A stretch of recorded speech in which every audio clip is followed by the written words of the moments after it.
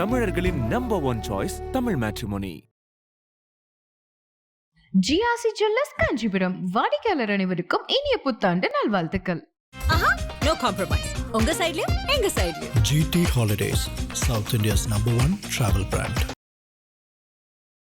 நான் படிக்கிறப்போ பட்டினத்தார் புவனேஸ்வரியை பற்றி ஒரு வரிகளை எழுதியிருந்திருக்கார். அதாவது உலகீன்ற அன்னையே கன்னியென மறை பேசும் ஆனந்த ரூப மயிலே அப்படின்ட்டுருக்காரு. ஒரு அன்னை ஆனால் அவள் கன்னி அப்படின்னு சொல்லிட்டு அவளோட அந்த அழகை ரொம்ப சிறப்பாக சொல்லியிருக்காரு. புவனேஸ்வரியை பற்றி நம்ம பேசணும்னா, அதாவது ஒரு தாமரையில் இறந்த ஒரு சூரியன் எப்படி இருக்கும், அப்படிப்பட்ட ஒளி 1000 கோடி சூரியன்.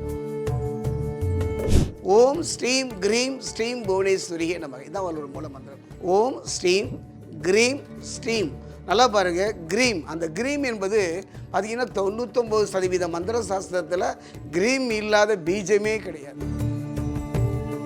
இந்த புவனேஸ்வரி தாய் நமக்கு எதையெல்லாம் அருளாக தருவார்? அந்த கேள்விக்கே நான் பதில் சொல்றதுக்கு முன்னாடி ஒன்று சொல்றேன். இவளால் கொடுக்க முடியாதது எது? அதுதான் பதில். இதுக்கு ஒரே பதில் இதுதான். இவளால் கொடுக்க முடியாதது எது? என் தாய் புவனேஸ்வரி இந்த 3 உலகங்களிலிருந்து வரக்கூடிய சாப பாவங்களிலிருந்து காக்கக்கூடிய ஒரு அற்புத சக்தி புவனேஸ்வரி. அவளுடைய மூல மந்திரம்மா 10 அவதாரம், தசாவதாரம். அந்த 10 அவதாரமே தசமகா வித்தையில் உள்ள ஒவ்வொரு தேவி தான் அந்த அவதாரத்துக்கு அவங்க கூடவே வந்திருக்காங்க. அந்த வகையில் பார்க்கும்போது ராமாவதாரத்தில் ராமனுக்கு பின்புலமாக இருந்தவள் புவனேஸ்வரி தான். புவனேஸ்வரி தாய் தான். இவளுடைய வழிபாடு, இவளை வணங்குகின்ற முறை, அதாவது தேவதைகளை 2 விதமாக வழிபடல. பகல் நேர தேவதை, ராக்கால தேவதைன்னு பேர். பகல் நேர தேவதை தான் இவங்க. ஐபிசி பக்தி நேயர்களுக்கு இனிமையான இந்நேரத்து வணக்கங்கள். ஐயா வணக்கம். வணக்கம்மா. அதாவது நம்ம புவனேஸ்வரி தொடர்பில் தான் இந்த காணொளி முழுவதும் நிறைய விஷயங்களை பேச போகிறோம். நான் படிக்கிறப்போ பட்டினத்தார் புவனேஸ்வரியை பற்றி ஒரு வரிகளை எழுதியிருந்திருக்கார். அதாவது உலகீன்ற அன்னையே கன்னியென மறை பேசும் ஆனந்த ரூப மயிலே அப்படின்ட்டுருக்காரு. ஒரு அன்னை ஆனால் அவள் கன்னி அப்படின்னு சொல்லிட்டு அவளோட அந்த அழகை ரொம்ப சிறப்பாக சொல்லியிருக்காரு. உண்மையாக இந்த புவனேஸ்வரி அப்படின்னு சொல்லப்படுகிற இந்த தசமகா வித்யினுடைய வடிவத்திலிருந்து நம்ம ஆரம்பிச்சிடும். இந்த வடிவத்தை பற்றி சொல்லுங்க. புவனேஸ்வரியை பற்றி நம்ம பேசணும்னா, அதாவது திரிபுரங்களை சிவன் பெருமான் எரிக்க முற்படும் பொழுது அவருக்கு துணையாக வந்த மகா சக்தி தான் புவனேஸ்வரி. புவனம் என்பது 3 உலகம். அந்த 3 உலகத்தை ஒரு அசுரன் அமைத்து கொண்டு ஒரு இடத்துல நில்லாமல் நகர்ந்து கொண்டே இருக்கின்றார். அவருடைய அட்டுழியங்களும் அவனுடைய நிலையை எல்லை மீறும் பொழுது சிவபெருமான் அவரை அழிக்க முற்படும் பொழுது அவரோடு வந்த ஒரு அற்புதமான சக்தி புவனேஸ்வரி. தசமகா வித்தியில் அழகு மட்டுமல்ல, சௌந்தரியம் மட்டுமல்ல, ஒரு அற்புதமான ஒரு பெண் என்று தான் சொல்வேன். புவனேஸ்வரியை பொறுத்த வரைக்கும் ஒரு அற்புதமான வடிவம். அதாவது ஒரு தாமரையில் இறந்த ஒரு சூரியன் எப்படி இருக்கும், அப்படிப்பட்ட ஒளி 1000 கோடி சூரியன் வடிவம் பெற்றவள் புவனேஸ்வரி. 1000 நாவு படைத்த ஆதிசேஷனாலும் சொல்ல முடியாத ஒரு சக்தி புவனேஸ்வரி. இப்போ பால திரிபுர சுந்தரியும் புவனேஸ்வரி 2 பேருமே பார்க்கறதுக்கு ஒரே மாதிரி தான் ஐயா இருக்காங்க. அந்த டிஃபரன்ஸ் என்ன, அந்த வித்தியாசம் என்ன அப்படிங்கிறத சொல்ல முடியும்? இல்லை, புவனேஸ்வரியும் பார்த்தீங்கன்னா பாலா திரிபுர சுந்தரியும் ஒரே வடிவங்கள் ஒன்றாக இருந்தாலும் சில நீங்கள் உத்து பார்க்கணும். தேவதைகளையும் தெய்வங்களையும் நம்முடைய முன்னோர்கள் ஏதோ ஒரு வடிவத்திலலாம் வைக்கல. ஒவ்வொரு என்னுடைய தாய் பராசக்தி ஒரு பிறை சந்திரன் வச்சிருப்பாங்க. இவங்க பால திரிபுர சுந்தரியை விட புவனேஸ்வரிக்கு அந்த பிறை சந்திரன். அதாவது ஒரு மந்திரம் ஐம் கிரீம் சௌ, இது பாலா, அதை திருப்பி போட்டோம்னா பாலா திரிபுர சுந்தரி என்ற மந்திரம் வருவது போல புவனேஸ்வரியை பொறுத்த வரைக்கும் புவனங்கள், இந்த பூமிக்கெல்லாம் ஒரு தாய் தான் புவனேஸ்வரி. இவளுடைய வழிபாடுகளை எல்லாம் இந்த கலியுகத்தில் யார் அதிகமாக கொண்டு வந்தாங்க அப்படின்னு பார்த்தீங்கன்னா, சுவாமி சேலம் கந்தாசிரமத்தில் இருக்கக்கூடிய சாந்தானந்தா சுவாமிகள் தான். அவர் தான் முதல்ல அந்த புவனேஸ்வரிக்கான ஒரு பீடம் அமைத்தார். அதற்கான மூல மந்திரங்கள், கோடிக்கணக்கான யாகங்களை பண்ணார். அதே நேரம் பார்த்தீங்கன்னா பரத்வாஜ் சுவாமியுடைய தந்தையார், அவர் தான் புவனேஸ்வரி சுவாமிகள்னே அவருக்கு பேர். அவர் முகமே அந்த புவனேஸ்வரி தாய் மாதிரி தான் இருக்கும். அந்த இருவரும் தான் இந்த தமிழகத்தில் புவனேஸ்வரியுடைய வழிபாடு தமிழகத்தில் நிறைய இருக்குமா. இப்போ புவனேஸ்வரியினுடைய திருவுருவத்தில் இந்த வரத முத்திரை, அபய முத்திரை இவை எல்லாத்தையும் நம்ம பார்க்குறோம். அதே போல் பார்த்தீங்கன்னு சொன்னால் கயிறு, இந்த மாதிரியான விஷயங்களும் அவங்களுடைய கரங்களில் அமையப்பட்டிருக்கு. இதுக்கான காரணம் விளக்கம் சொல்லுங்கள். புவனேஸ்வரியை பொறுத்த வரைக்கும் இவருடைய பீஜ மந்திரம், இவருடைய மந்திரங்களை பொறுத்த வரைக்கும் அற்புதமான மந்திரம். ஓம் ஸ்ரீம் கிரீம் ஸ்ரீம் புவனேஸ்வரியே நமக்கு, இதான் அவளோட மூல மந்திரம். ஓம் ஸ்ரீம் கிரீம் ஸ்ரீம். நல்லா பாருங்கள், கிரீம், அந்த கிரீம் என்பது பார்த்திங்கன்னா 99% மந்திர சாஸ்திரத்தில் கிரீம் இல்லாத பீஜமே கிடையாது. இப்போ உதாரணமாக ஓம் நம சிவாயா நமக்கு தெரியும். ஓம் கிரீம் நம சிவாயா, அதாவது சக்தி பீஜம். அதாவது அந்த சக்தியை தரக்கூடியவள் புவனேஸ்வரி. இவருடைய மந்திரங்கள் மட்டுமல்ல, வடிவங்கள் மட்டுமல்ல, இவள் கையில் வைத்திருக்கின்ற ஆயுதங்கள் கூட அற்புதம் தான். ஆனால் பெரும்பாலும் பார்த்துருக்கீங்கன்னா ஒரு அற்புதமான ஒரு வடிவம். இப்போ புவனேஸ்வரி தாயினுடைய திருக்கோவில்கள் தமிழகத்தில் எங்கெல்லாம் இருக்கு? புவனேஸ்வரியை பொறுத்த வரைக்கும் என் குருநாதர் சாந்தானந்த சுவாமிகள் அவர் பார்த்தீங்கன்னா புதுக்கோட்டையத்தில் புவனேஸ்வரி பீடம்னு இருக்குது. அதை புவனேஸ்வரிக்கான மந்திரங்களும் சரி, யாகங்களும் சரி, ஹோமங்களும் சரி அதிகமாக செஞ்சார். அடுத்தபடியாக பார்த்தீங்கன்னா நம்ம சொன்னீங்களவா பரத்வாஜ் சுவாமியுடைய தந்தையார் புவனேஸ்வரி சுவாமிகள், அவர் மயிலாப்பூரில் இருந்தார். இப்போ அழகான ஒரு ஆலயம் அமைத்திருக்கிறார் அவருடைய பையன். அந்த புவனேஸ்வரி பீடம்னே வச்சுருக்காங்க. தமிழ்நாட்டில் அதிகமாக புவனேஸ்வரியை கொண்டு சென்றது யாருன்னு பார்த்தீங்கன்னா இவங்க 2 பேர் தான்மா. அந்த வகையில் சேலம் கந்தாசிரமம். அதே மாதிரி பார்த்தீங்கன்னா புவனேஸ்வரனுடைய ஆலயம் சென்னையில் ஆதம்பாக்கத்தில் இருக்குது. அதுவும் சந்தானந்த சுவாமிகள் தான் நிறுவனாங்க. அது மட்டும் கிடையாது, புதுக்கோட்டை சென்று தரிசனம் பண்ணலாம். நிச்சயமாக ஒரு இறையை வழிபடும் போது என்னதான் நம்ம இறைவனை அடி சேரணும் அப்படின்னு சொன்னாலும் அதன் மூலமாக நம்மளுக்கு என்ன கிடைக்கும் அப்படின்ற ஒரு கேள்வியும் நமக்கு இருக்கு. இந்த புவனேஸ்வரி தாய் நமக்கு எதையெல்லாம் அருளாக தருவார்? அந்த கேள்விக்கே நான் பதில் சொல்றது முன்னாடி ஒன்று சொல்ல, இவளால் கொடுக்க முடியாதது எது? அதுதான் பதில். இதுக்கு ஒரே படியில் இதுதான், இவளால் கொடுக்க முடியாதது எது?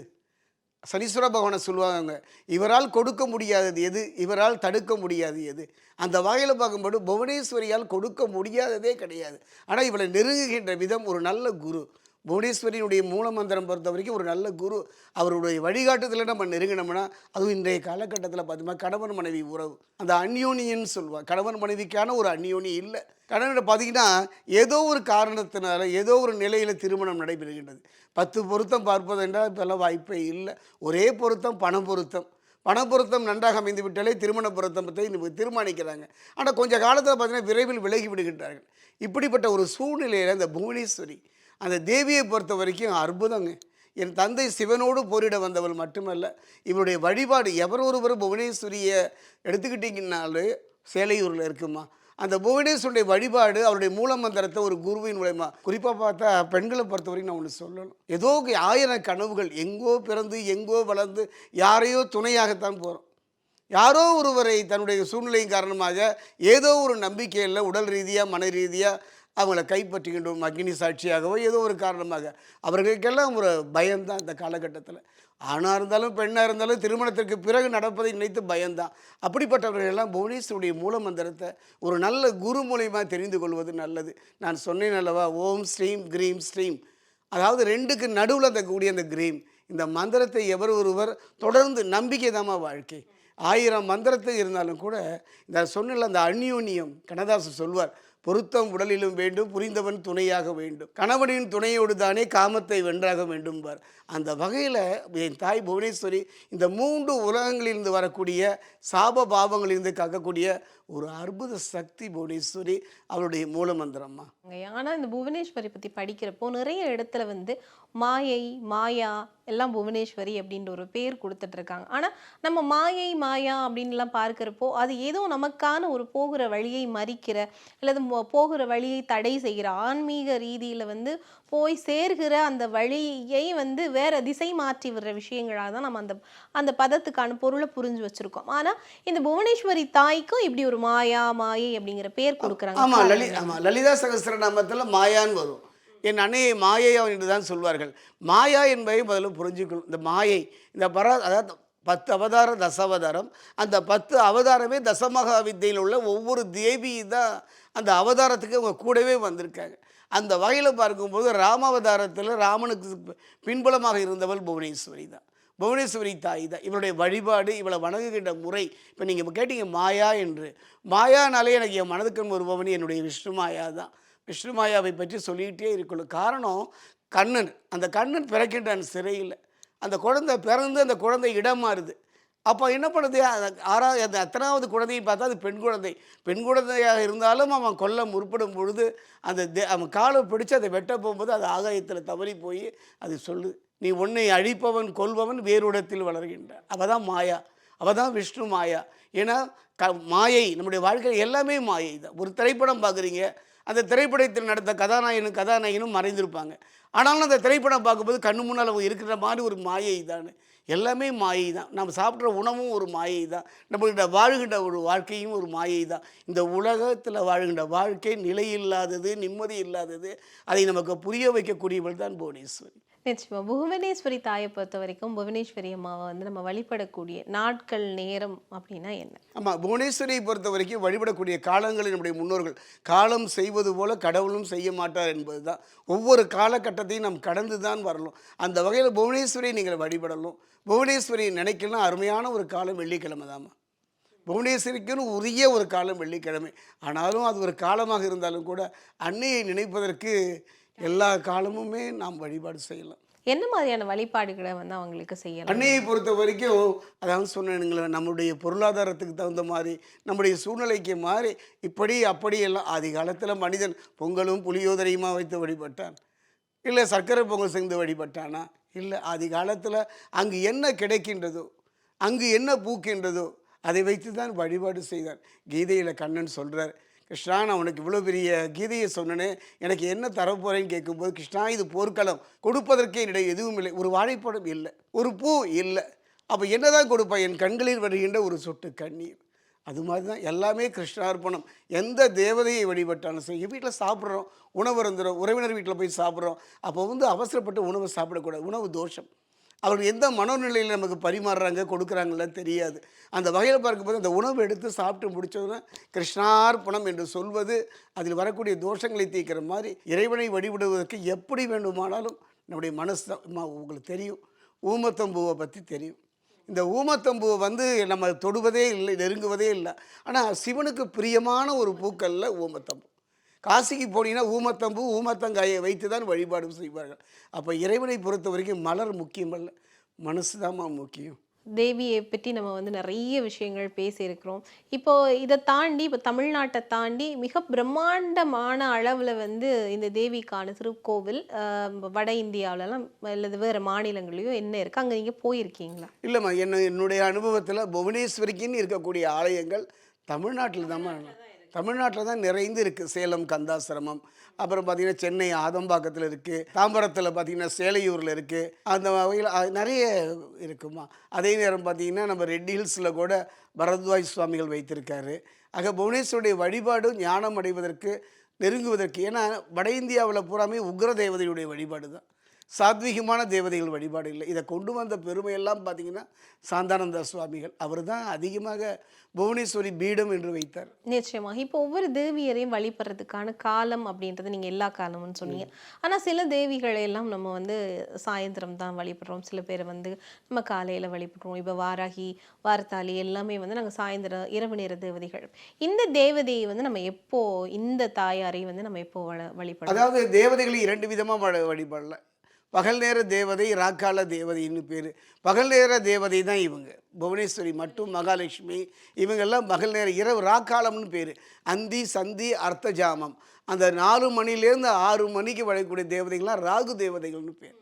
ராகு அம்சம் துர்கா பரமேஸ்வரி, புவனேஸ்வரி, இந்த மாதிரி தேவதைகள் வழிபடக்கூடியது 4 to 6. இரவு 10 மணிக்கு மேலே நள்ளிரவு 12 மணி வரை கிடைக்கக்கூடியது தான் தாரா, சின்னமஸ்தா, காளிகா, இந்த மாதிரி உக்ர தேவதையினுடைய வழிபாடுமா. புவனேஸ்வரி தொடர்பில் நிறைய விஷயங்களை வந்து இந்த காணொளி முழுவதும் நம்ம பேசியிருக்கிறோம். அது புவனேஸ்வரிக்கான திருக்கோவில் சென்னைக்குள்ளேயே இருக்குது அப்படின்றது ரொம்பவே சிறப்பான ஒரு விஷயம். புவனேஸ்வரி மேலே ஈடுபாடு இருக்கிறவங்க கண்டிப்பாக இது சம்மந்தமாக தொடர்ந்து நிறைய விஷயங்களை தேடுவாங்க அப்படிங்கிற ஒரு நம்பிக்கையும் இருக்குது. இந்த நேரத்துக்கும் நேர்காணலுக்கும் நன்றிங்க. நன்றிம்மா. தமிழர்களின் number 1 choice Tamil matrimony. GRC jewellers Kanchipuram வாடிக்கையாளர் அனைவருக்கும் இனிய புத்தாண்டு நல்வாழ்த்துக்கள். No compromise. உங்க சைடுலயும் எங்க சைடுலயும். GT Holidays, South India's #1 travel brand.